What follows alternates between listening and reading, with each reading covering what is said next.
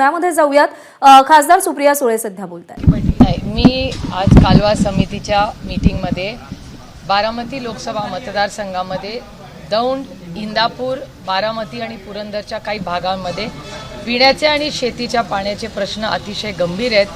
त्याची फक्त माहिती देण्यासाठी आणि महाराष्ट्र सरकारला विनंती करण्यासाठी आले होते की दौंड, इंदापूर, बारामती आणि पुरंदर इथे जो पाण्याचा प्रश्न गंभीर होतोय. आपण बघताय उजनीच्या धरणामध्ये एक थेंब पाणी नाही आहे, नाझऱ्याच्या धरणात एक थेंब पाणी नाही आहे आणि पुढच्या उष्णताही वाढत चालली आहे. त्याच्यामुळे या सगळ्या गोष्टींचा गांभीर्याने विचार महाराष्ट्र सरकारने करावा आणि पिण्याचं पाणी, शेतीचं पाणी, गुरांचं पाणी आणि छावण्या या सगळ्याचा विचार अतिशय गांभीर्याने करावा एवढीच विनंती करायला मी आले होते.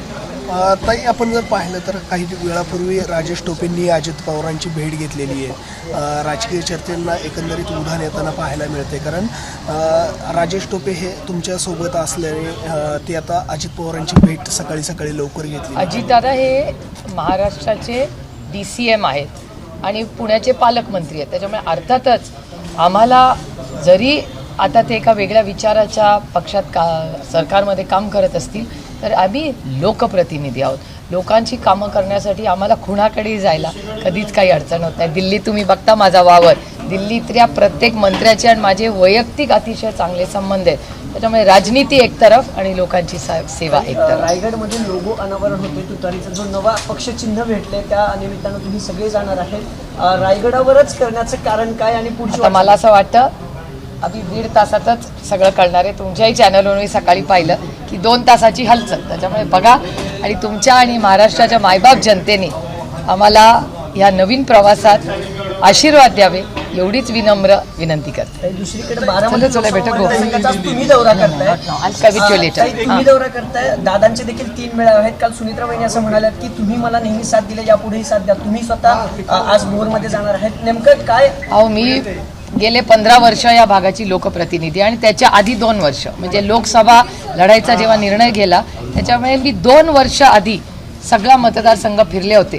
त्याच्यामुळे मला मतदारसंघात फिरणं म्हणजे एक कुटुंबात म्हणून आम्ही मतदारसंघात काम करतो.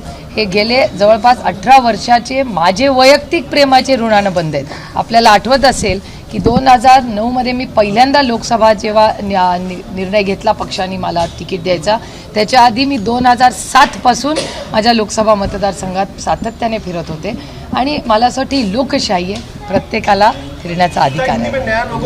Okay, thank you. येस, हाँ जल्दी जल्दी जल्दी.